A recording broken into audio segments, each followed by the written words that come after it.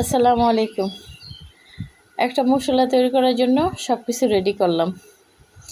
Star এলাইচ, তারপরে আপনার people, তারপরে আপনার সব কিছুই দিয়ে জিরা টিরা, কালো এলাইচ সব কিছু দিয়ে একটা মশলা তৈরি করার জন্য কড়াইতে ঢেলে দিলাম।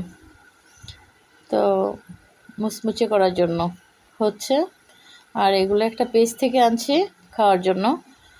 ভাবলাম আপনাদের কাছেও শেয়ার করি। তো এগুলা মুচমুচে হইতেছে, লো হিটে রেখে দেখতেছেন তেজপাতাটা খুব মুচমুচে হয়ে গেছে, আস্তে আস্তে হচ্ছে।